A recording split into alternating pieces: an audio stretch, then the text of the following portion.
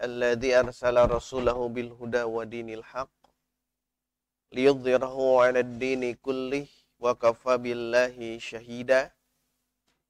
Asyhadu an la ilaha illallah wahdahu la syarikalah wa asyhadu anna Muhammadan abduhu wa rasuluh, amma ba'du.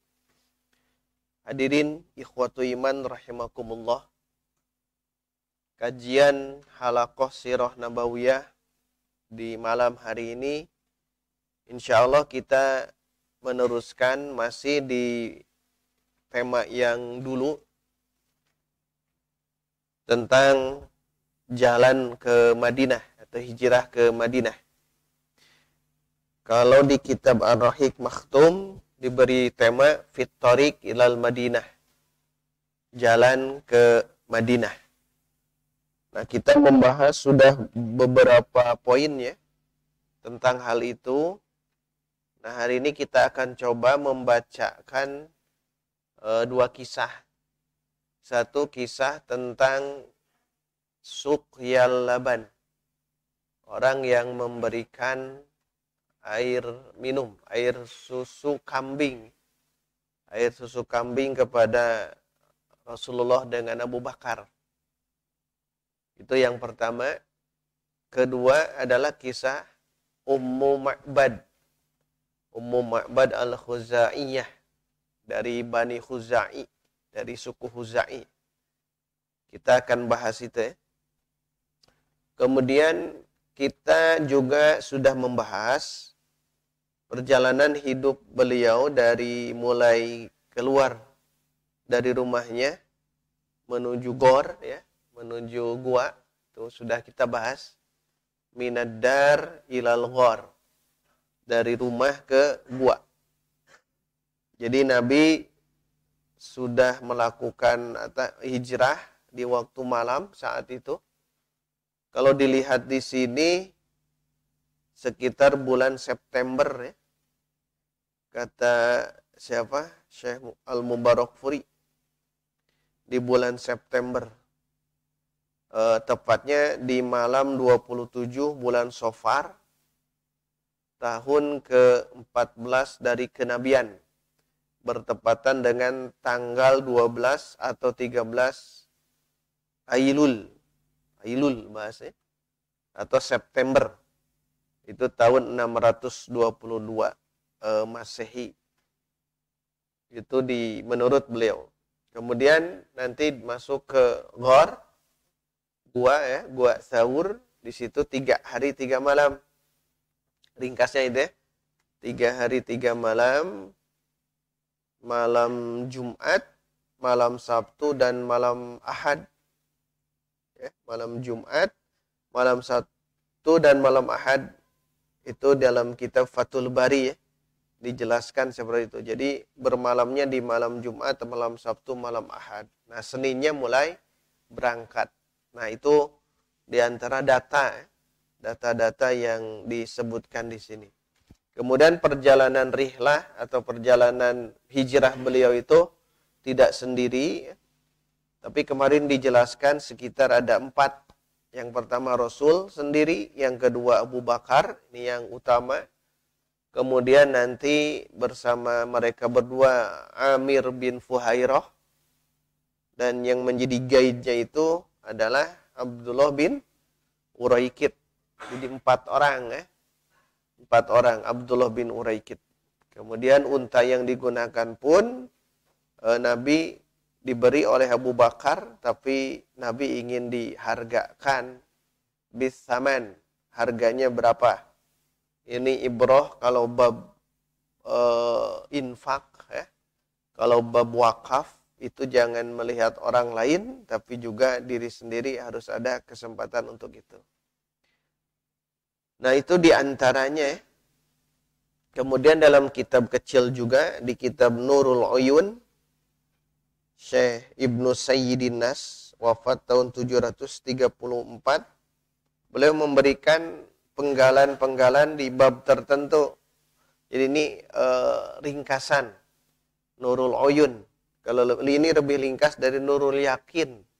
Kalau Sirah Nabawiyah Nurul Yakin agak panjang, kalau yang ini lebih pendek, poin-poin penting. Jadi kalau membahas tentang Sirah Nabawiyah yang lebih pendek, kita gunakan yang ini, Nurul Uyun. Nurul Uyun fi Talkhis Siratil Aminil Ma'mun. Jadi kitab Nurul Uyun itu pendek, sangat pendek ya. Dikarang tadi oleh Ibnu Sayyidinas rahimahullah. Nah, kemudian kita juga perhatikan di sini ya, kalau beliau memberikan poin tertentu tentang nubzah minal mu'jizat, ada penggalan-penggalan mukjizat. Mukjizat yang Nabi jelaskan. Al-Qur'an itu pasti ya, mukjizat yang paling agung di antaranya. Kemudian beliau jelaskan juga syaqqus sodri, belah dada, walaupun disebutkan irhas itu ya, bukan mukjizat, tapi beliau masukkan ke mukjizat. Kalau irhas itu irhasot ya, irhas itu kejadian luar biasa sebelum jadi nabi. Kan belah dada itu di waktu kecil.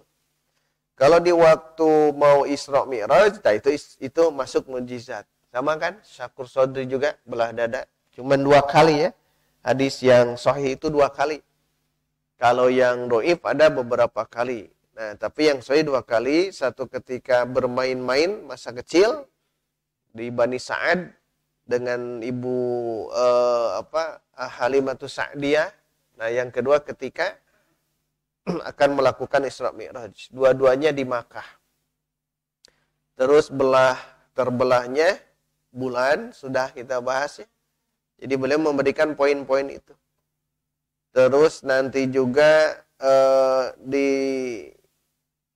ada Nasjul Ankabut fil Ghar. Ankabut lancah teh. Lancah teh naon? Laba-laba. Nasjul Ankabut, laba-laba membuat sarangnya fil Ghar, di Gua Thaur. Itu mukjizat juga. Jadi beliau masukkan. Kemudian kemarin terakhir pertemuan Nabi di tengah jalan bersama, masih ingat? Siapa yang mau membunuh Nabi tapi kudanya langsung terpeleset? Siapa? Suraqah bin Malik ya. Suraqah bin Malik ketika mengikuti Nabi hijrah atau mengikuti jejak-jejak Nabi, beliau bertemu. Nah itu, dan tapi akhirnya kudanya terpeleset, tidak bisa mendekati Nabi, itu masuk ke mukjizat ya, itu masuk. Nah, kemudian di sini poin yang 2 poin beliau sebutkan, Ibnu Sayyidinas ya menyebutkan dalam kitab ringkas beliau Nurul Uyun adalah yang berikutnya, masahan Nabi SAW ala dhahri anaqin lam yanzu alaihal fahlu fadarrat. Dan juga yang kedua wasyatu ummi ma'bad. Nah, berarti nanti ada kisah Ummu Ma'bad. Yang ini ya. Kisah Ummu Ma'bad dan lain sebagainya lah. Termasuk doa Nabi kepada Umar agar izul Islamnya itu dibantu oleh 2 Umar ya. Umar bin Al-Khattab dengan Amr bin Hisham. Sudah itu dibahas ya, masuknya Umar bin Al-Khattab dan lain sebagainya. Itu poin-poin penting di kitab Nurul Uyun. Tapi itu hanya ringkasan saja. Tetapi kalau kita perhatikan di Lu'lu' Maknun, nah itu dijabarkan dengan panjang lebar. Itulah sebabnya kajian di kita ya, kajian di kita itu tidak cepat ya. Tidak cepat dari kajian yang lain. Kalau kita mengambilnya dari Lu'lu' Maknun. Jadi satu kitab 4 jilid itu membahas tentang perjalanan Sirah Nabawiyah, tapi berdasarkan dalil-dalil disebutkan, tidak seperti ini. Tidak seperti yang Rahik Makhtum juga itu dari poin-poin pentingnya saja. Tapi kalau Lu'lu' Maknun itu panjang, dalil masuk semuanya. Jadi dalil masuk semuanya, pendapat para ulama, maka tidak aneh di zaman sekarang ulama yang produktif di antara ulama-ulama yang lain yang membuat Sirah Nabawiyah terlengkap itu di antaranya ini ya. Di antara ini. Jadi di kitab Al-Lu'lu' Maknun. Kemudian di Sirah Sahih Sirah Nabawiyah juga, tapi itu 1 jilid. Kalau ini kan sampai 4 jilid. Makanya kita akan berlama-lama di Sirah Nabawiyah. Beda kalau kajian Nurul Yakin atau kajian Nurul Uyun. Ini kan sebentar, berapa pertemuan bisa beres. Tapi kan kita inginnya betul-betul faham tentang apa itu Sirah Nabawiyah, dan kita akan nantinya akan cinta terhadap Nabi kita, Nabi Muhammad sallallahu alaihi wasallam. Nah, baik, mungkin sebentar ya, karena Isya itu 15 menit lagi. Jadi kita ringkaskan saja 2 kisah. Setelah itu kita percepat masuk ke singgah Rasul dan Abu Bakar ke Kuba. Membuat Masjid Kuba itu nanti di pertemuan berikut. Jadi kita coba bacakan tentang 2 kisah yang ini ya. Suqya al-Labani. Suqya al-Laban itu orang yang memberikan minum. Ya, al-Laban susu. Tentunya susu kambing ya. Karena kebiasaan di sana susu yang diminum oleh mereka khususnya orang Arab kebanyakan minumnya susu kambing. Makanya kalau dari segi kesehatan itu memang lebih baik daripada yang lainnya. Karena yang mengembala itu biasanya mengembala gonam, kambing. Ya, kambing itu ada yang diambil daging, ada yang diambil susunya. Dan di sini kisahnya itu ya, memerah kambing tersebut. Nah, di sini dijelaskan riwayat Sayyikhon Bukhari Muslim ya, berarti sahih hadis yang ini. Dan ini dituturkan langsung oleh sahabat Abu Bakar As-Siddiq sebagai pelaku sejarah hijrah ya. Kata beliau, ringkasnya saja ya, irtahalna min Makkah, kami rihlah dari Makkah. Rihlah di sini hijrah.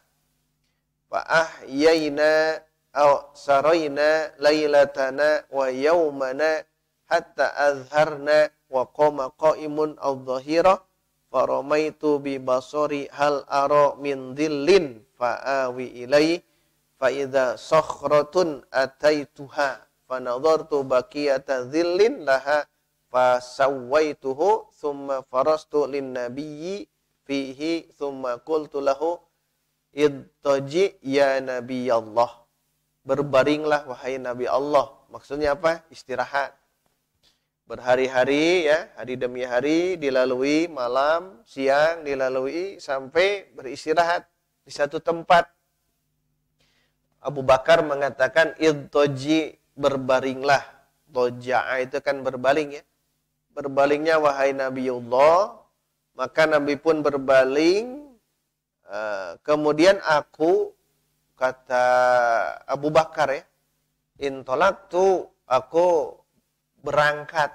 Jadi Nabi istirahat di situ, Abu Bakar berangkat, anduru ma hauli, aku lihat apa yang ada di sekitarku. Nah, ini jadi ibrah, pelajaran seorang itu harus ketika bersama dengan Nabi itu menjaga keselamatannya, menjaga keselamatan sosok Nabi. Jadi dijaga ketika Nabi berbaring, artinya istirahat. Ketika Nabi istirahat, Abu Bakar tidak ikut istirahat, tapi dia melihat di sekelilingnya. Hal ara minat talabi ahadan. Nah, di situ apakah aku bisa melihat seseorang yang bisa diminta sesuatu? Kemungkinan ini sudah berhari-hari ya. Berhari-hari perbekalan apa adanya, kemudian ya berhari-hari mulai habis. Nah, makanya istirahat dulu di situ, tidak dijelaskan di tempat yang mana di sini. Di riwayat ini, tapi tidak terlalu penting. Kemudian faida ana bi ra'i ghanamin. Maka saat itu aku melihat ra'i ghanamin, pengembala kambing. Jadi jangan aneh, kalau di zaman dulu itu memang banyak yang mengembalakan kambing. Jangan aneh ya, termasuk Nabi kita kan ya. Sudah kita jelaskan pertemuan lama. Yasuku gonamahu, sedang menggiring kambing-kambingnya ila sokhroh, ke padang pasir. Yuridu minhal ladzi aradna.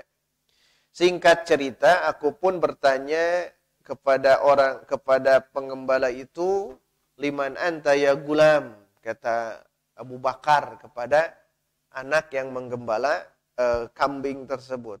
Kepunyaan siapa engkau atau kepunyaan siapa kamu wahai anak? Gulam itu berarti anak kecil. Lalu akhirnya dia berkata, kepunyaan li rajulin min Quraisy. Ini kepunyaan seseorang dari bangsa Quraisy. Samahu, dan dia menunjukkan atau menunjukkan nama siapa pemilik kambing-kambing ini. Fa'araftuhu, aku pun tahu. Kenapa? Abu Bakar sangat tahu orang-orang Quraisy yang saat itu siapa saja yang punya gembalaan. Maka aku katakan kepada dia, hal fi ghanamika min laban?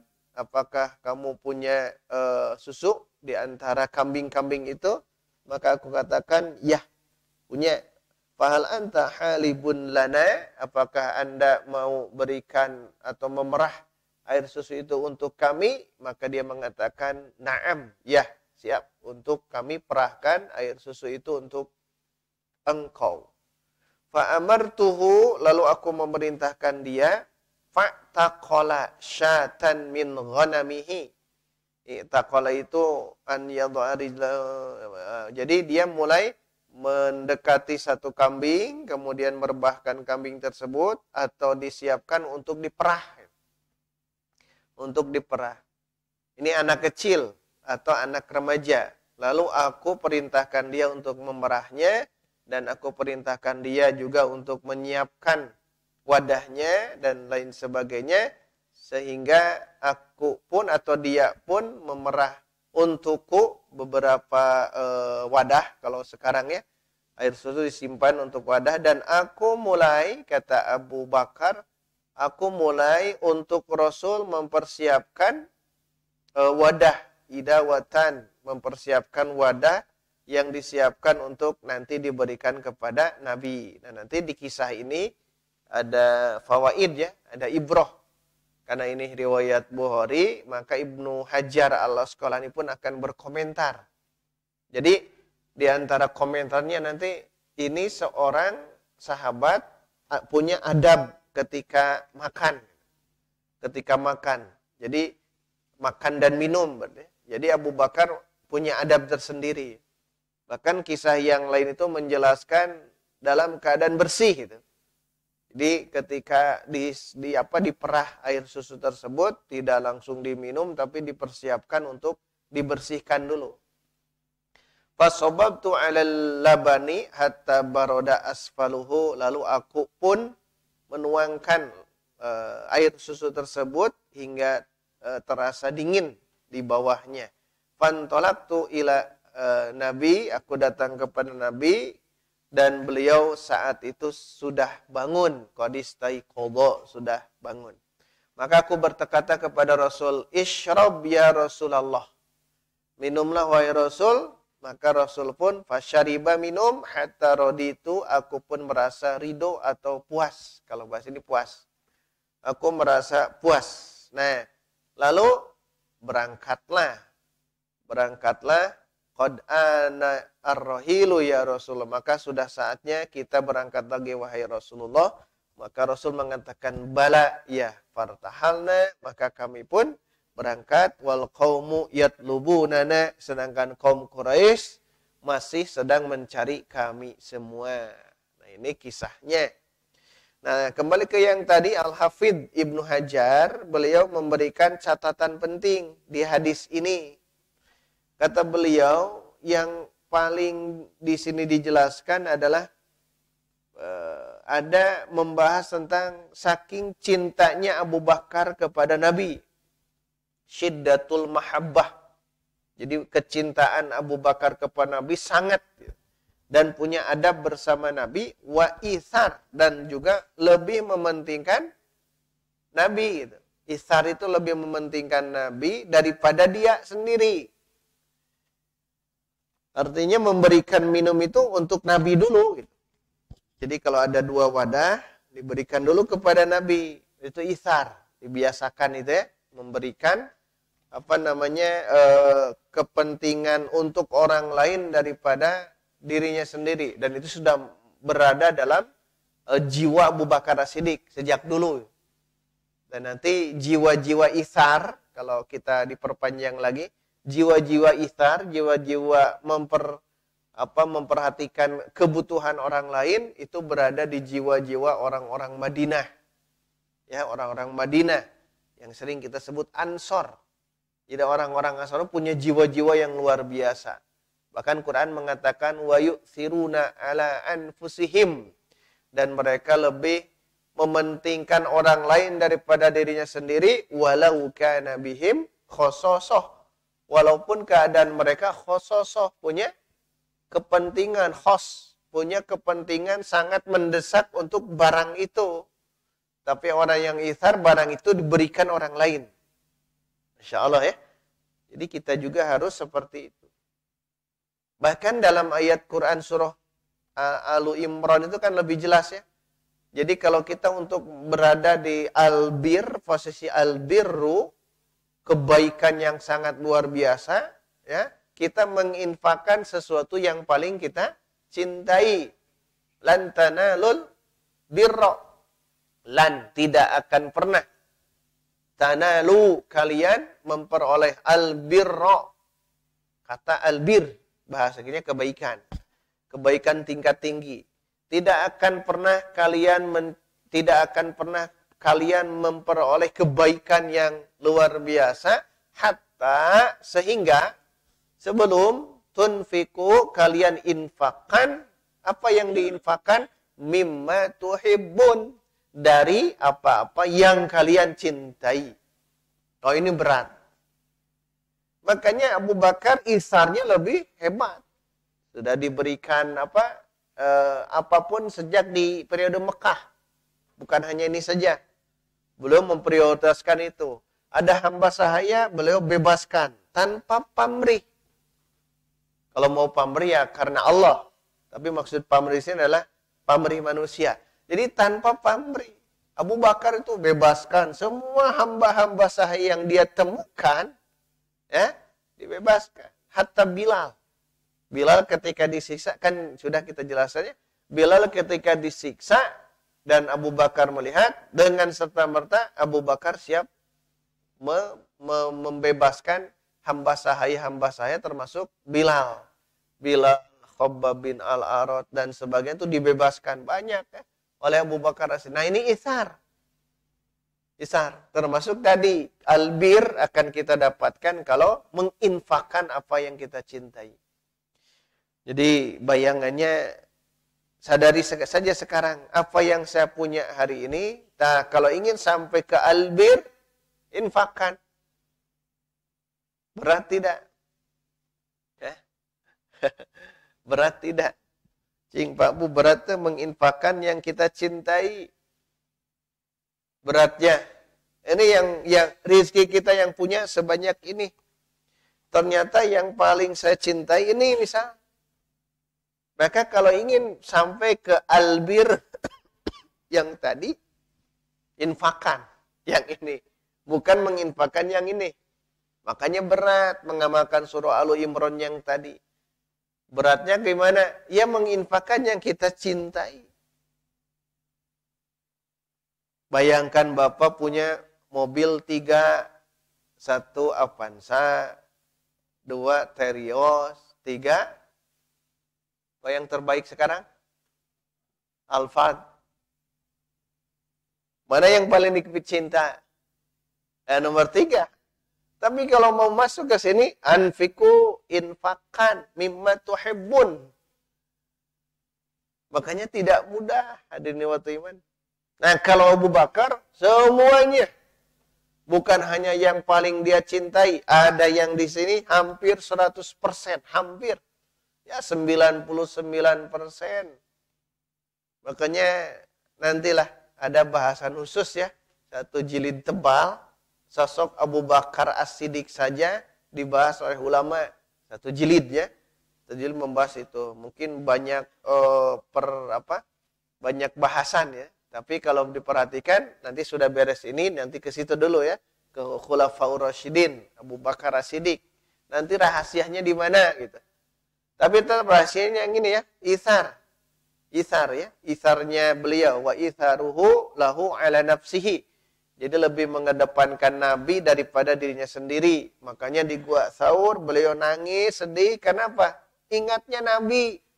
Bukan ingat diri takut mati. Bukan. Tapi dikhawatirkan nanti pasukan-pasukan Quraisy masuk ke Gua Tsaur itu. Tapi kembali ke yang tadi kan. Nasjul Ankabut. Laba-laba itu membuat sarangnya. Di tafsir Al-Qurtubi juga dijelaskan. Hammamah. Burung merpati sedang bertelur, itu tambahannya. Nah, itu menunjukkan mukjizat juga itu ya. Makanya tidak takut. Termasuk ketika hadirnya kemarin Suraqah bin Malik. Suraqah bin Malik itu sudah dekat, maka ada ketakutan juga. Tetap Nabi menegaskan la tahzan innallaha ma'ana. Tapi kalau yang ini di sirah, kalau yang tadi di surah ya, di surah At-Taubah ya. Surah At-Taubah ayat 40. Jadi la tahzan itu di Gua Tsaur, kalau bertemu dengan Suraqah bin Malik itu sama bahasanya la tahzan itu di sirahnya. Dalam perjalanan di hadisnya atau di ayat Qur'annya kan tidak disebutkan. Penyebutan la tahzan itu sedang di Gua ya, itu. Tapi itu saking apa? Isarnya Abu Bakar. Maka belajar kita ya, walaupun belum bisa menginfakkan yang terbaik, kalau ada kesempatan untuk berinfak, infaklah. Kalau ada masjid yang sedang dibangun, infak gitu. Walaupun hanya 2.000 rupiah, tidak apa-apa. 2.000 rupiah tidak apa-apa, karena mampunya 2.000 rupiah, di dompet kita hanya 2.000 rupiah, infakkan. Sekali lagi, walaupun belum bisa, menginfakkan yang kita cintai. Ada peran gitu. Bahasa gampangnya ada peran. Walaupun hanya 2.000 rupiah. Kalau ada donasi-donasi, segera. Yang kita butuhkan hari ini donasi ini Pak Bu. Yang ini, yang streaming yang ini. Streaming ini kan, kalau ini kan lewat komputer. Laptop belum, kalau laptop harus laptop yang gagahnya luar biasa, bukan laptop sembarang laptop, tapi kita membutuhkan juga donasi untuk upgrade komputer. Komputer ini kan jadul ya, jadi nge-lag, kadang-kadang tidak ini. Nah, kalau ada yang donasi itu bukan lagi murah gitu, karena harus dirakit dari awal. Karena kalau ganti yang ini harus ganti yang lebih ini. Dihitung-hitung oleh ahlinya kan sekitar ya 35 juta. Juga Rahman sadah sakitu mah gampang. Ini minta nomor rekening. Nah, ku Rahman cukup ya. Cukup seorang yang minta rekening, tapi jangan segitu, yang 50 juta saja siapkan nomor rekening. Nah, itu ini berarti infakan yang paling terbaik gitu kan. Tapi jangan berbicara biarkan saya semuanya, jangan, tapi yang mampunya berapa? Kita membutuhkan 35 juta, saudara 35 ribu, udah cukup. Jangan dianggap sepele itu, nanti kalau ini jadi, ya kalau sudah jadi ininya bagus, nanti untuk settingan video dan sebagainya, yang dapat pahala siapa? Ya orang-orang yang sudah berinfak itu. Makanya manfaatkan itu semua. Adannya baru satu. Kemudian berikutnya, wa fihi adabul akli wasyurbi. Di situ ada adab makan, ada adab minum.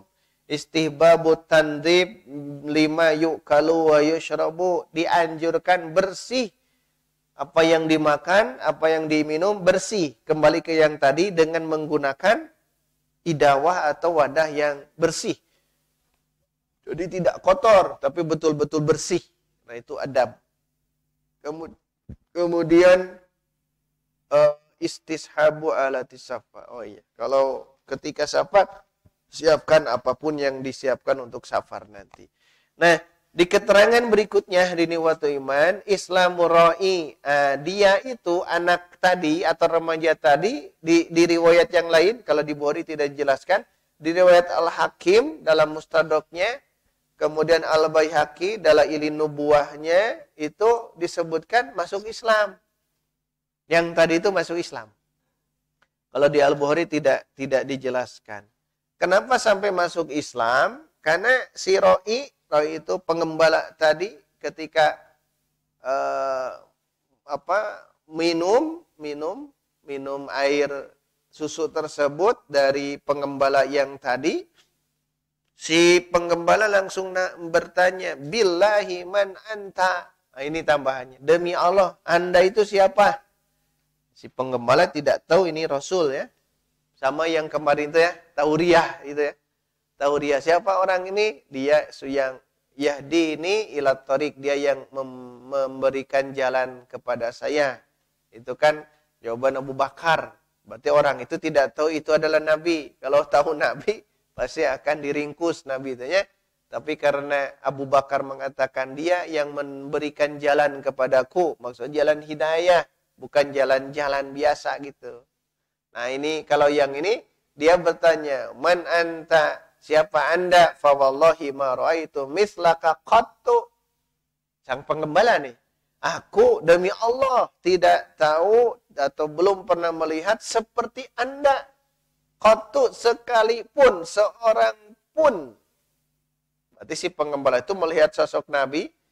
Itu Masya Allah ada apa ya? Kalau bahasa orang Hindu itu ada aura. Kalau kita apa bahasanya ya?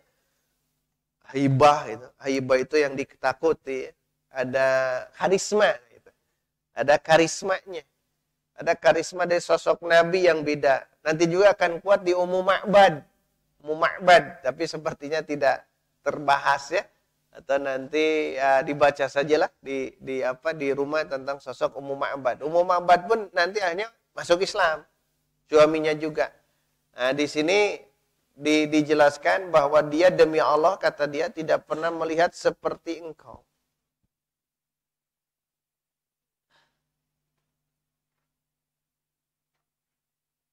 Maka Nabi berkata kepada pengembala, awaturoka taktumu alayya hatta ukhbiroka.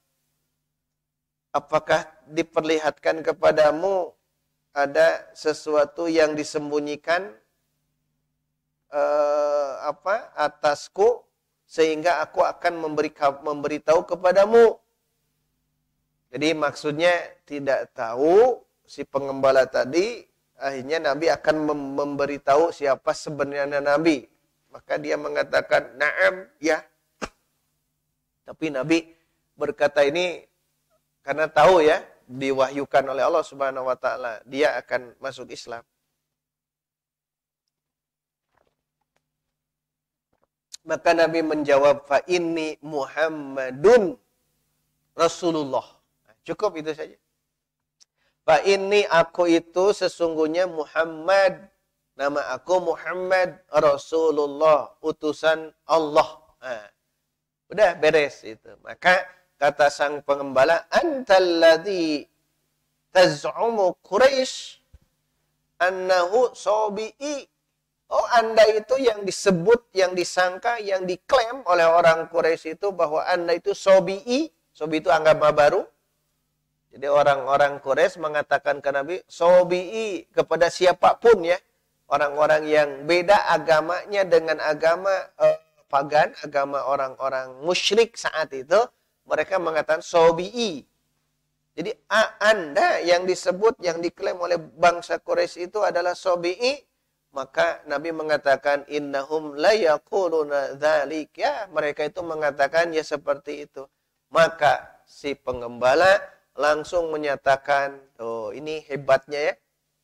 Banyak kisah-kisahnya. Pengembala belum juga didakwahan oleh Nabi, tapi hanya melihat Nabi, Allah berikan hidayah kepada qalbunya, langsung masuk Islam. Langsung kata beliau, fa asyhadu innaka nabiyyun wa asyhadu anna ma ji'ta bihi haqqun. Bahasa kita ikrar syahadat gitu. Maka dia langsung syahadat di hadapan Nabi. Maksudnya belum juga diberikan ilmu oleh Nabi, hanya dijelaskan sosok beliau itu adalah Muhammad sang Rasulullah, dia langsung masuk Islam. Sama dulu jauh-jauh dari Al-Azni Asy-Syanu'ah, tukang mengobati, bahkan tukang sihir mungkin. Dia jauh-jauh dari sana datang ke Makkah hanya ingin bertemu dengan Nabi. Nabi hanya mengatakan innal hamdalillah, yang itu ya. Innal hamdalillah nahmaduhu wa nasta'inu, sampai beres dia langsung tercengang. Minta ke Nabi ulang lagi sampai 3 kali, beres 3 kali langsung masuk Islam. Masih ingat siapa? Nah, Dimad bin Sa'labah, pakai sa. Dimad bin Sa'labah Al-Azni Asy-Syanu'ah. Orang Azni Syanu'ah. Dimad bin Sa'labah, dia masuk Islam hanya mendengar innal hamdalillah. Kalau kita mendengar innal hamdalillah di khutbah Jumat, apa yang kita lakukan? Tidur kita mah ya. Beliau itu langsung tercengang, terperanjat. Kenapa? Kolbunya bersih. Kolbunya bersih, datang jauh-jauh, ada mendengar bahwa Muhammad itu majnun. Gila. Karena dia orang yang ahli memberikan pengobatan di antara pengobatan orang-orang gila bisa dia terapi. Jauh-jauh datang, tapi kebersihan hati bisa sampai. Termasuk yang ini. Banyak ya kisah-kisah inspiratif yang ini. Kemudian wa innahu la yaf'alu ma fa'alta illa nabiyyun. Tidak adalah yang melakukan apa yang kau lakukan kecuali hanya seorang nabi. Wa ana muttabi'uka. Aku mulai dari sekarang akan mengikuti engkau. Padahal pengembala kambing itu diajar agamanya jauh beda. Para pengembala tidak ada kesempatan ke Masjid Baitur Rahman. Tidak ada. Untuk belajar, tidak ada. Mereka itu kesehariannya bukan habis membaca Quran. Mereka itu habisnya untuk mengembala ke gurun. Kalau kita ke gunung, ke mana? Ke lapang. Tidak ada kesempatan seperti kita menggali agama Islam dengan mudahnya. Tapi karena kebersihan, kebeningan jiwa, mereka menerima Muhammad sebagai nabi. Apalagi kalau kita sebetulnya. Kita yang tiap hari baca Quran, kita yang setiap hari baca hadis, kita yang setiap hari dekat dengan agama ajaran Islam, harus mulai berubah. Tingkah laku, perilaku, akhlak kita harus mulai berubah. Munculkan keislaman yang benar. Jangan banyak menyalahkan orang lain. Jangan sampai kita membuat saya yang lebih baik daripada kita, itu kan daripada kamu, itu kan bahasa iblis laknatullah alaihi. Ana khairun minhu. Hati-hati bagi kita ahlul Quran. Jangan sampai menghina orang yang belum bisa baca Quran. Orang yang baru saja belajar baca Quran, yang bacaannya lebih buruk daripada kita. Jangan mengatakan ana khairun minhu. Karena ujian bagi ahlul Quran itu mendengar bacaan orang lain yang buruk, tanda petik, buruk ya. Jadi akan ada at-takabbur, al-mustakbir di diri kita itu. Kenapa? Karena kita merasa level semakin tinggi, banyak menyalahkan yang lain. Imam begitu bacaannya, padahal saya yang harus jadi imam. Itu kan mutakabbir, sudah mulai ada muncul kesombongan. Berarti salah pendidikan kita itu. Bukan menyalahkan, biarkan saja, karena dia punya background seperti itu. Tinggal kita ngobrol, beri nasihat. Karena tidak mudah. Tidak mudah. Karena kalau kita merasa paling benar dan banyak menyalahkan orang, walaupun betul benar itu salah. Betul, dia itu salah. Tapi kan tidak selayaknya seperti itu.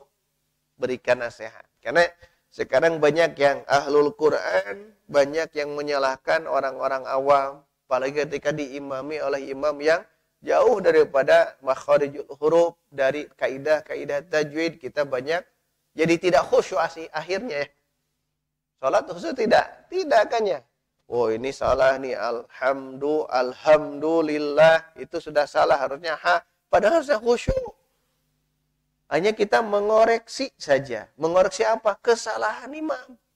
Nih imam baca Fatihah 7 ayat tapi salahnya 70, salah. Itu kan sudah tidak khusyuk.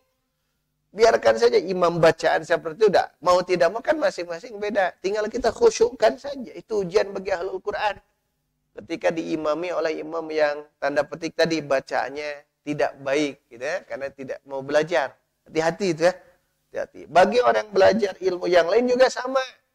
Belajar fikih, usul fikih, Quran, tafsir, dan sebagainya, hadis, dan sebagainya. Nah, kita menghadapi orang-orang yang tidak tahu, kadang-kadang kita batarul haq. Wagomtun nas, menghina orang lain. Orang lain dihina oleh kita. Itu bagian daripada al-kibru. Na'udzubillah min dzalik. Terakhir tadi ya, aku akan menghitung engkau wahai Rasulullah. Tapi Rasul mengatakan, innaka la tastati'u dzalika yaumaka. Anda itu wahai pengembala tidak akan mampu untuk mengikuti itu di harimu ini. Fa idza balagaka anni qad dhahartu fatina. Tapi kalau nanti Anda dengar, sudah sampai kepadamu berita bahwa anni qad dhahartu, aku sudah ditolong oleh Allah Subhanahu wa taala, diberikan kemenangan, fatina, maka Anda nanti datanglah kepada kami. Tidak dibawa oleh Nabi, kan dia mau ikut. 4 orang kan tadi, Abu Bakar, Umar, Amir bin Fuhairah, dan Abdullah bin Uraikid, 4 orang. Kalau si penggembala ikut, nanti tidak akan bahasnya la tastati'u dzalika, Anda tidak akan mampu. Kenapa? Baru mungkin dia masih remaja atau masih anak, belum tahu apa-apa. Kalau dibawa nanti tanda petik ada masalah. Makanya jangan dulu ikut, tapi fa idza balagaka anni qad dhahartu, kalau ada sampai berita aku sudah menang, Pak Tina, datangilah kami nanti ke Madinah. Menunjukkan apa? Tidak semuanya dibawa oleh Nabi. Dan Nabi sangat paham. Makanya pelajaran bagi kita di Niwatul Iman, mau tidak mau, ini satu ibroh ya. Pelajaran di mana Nabi setiap perjalanan dari Makkah ke Madinah, banyak kisah-kisah yang jarang kita temukan. Ini hanya beberapa saja, tapi ternyata ada pelajaran yang kita ambil. Hadirin Niwatul Iman, barangkali Ummu Ma'bad Al-Khuzaiyah itu kita simpan dulu, pending dulu. Dan ini juga unik, menarik ya. Karena ini ada keajaiban, mukjizat yang disaksikan oleh Ummu Ma'bad. Dan juga nanti ditanya oleh Abu Ma'bad sebagai suaminya. Ada keunikan, kalaulah nanti perlu kita bacakan di hari Senin depan, kita bacakan. Atau kalau tidak dianggap selesai, kita masuk ke judul yang baru, yaitu Nabi singgah di Kuba, nanti membangun masjid di situ sebelum membangun Masjid Nabawi. Baik, itu saja yang dapat kita bacakan di malam hari ini. Kitab Al-Lu'lu' Al-Maknun fi Siratin Nabiyil Ma'mun, karya Syekh Musa bin Rashid Al-Azimi hafidhahullahu ta'ala. Aqulu qouli hadza wa astaghfirullah li wa lakum walhamdulillahi rabbil alamin. Wassalamu alaikum warahmatullahi wabarakatuh.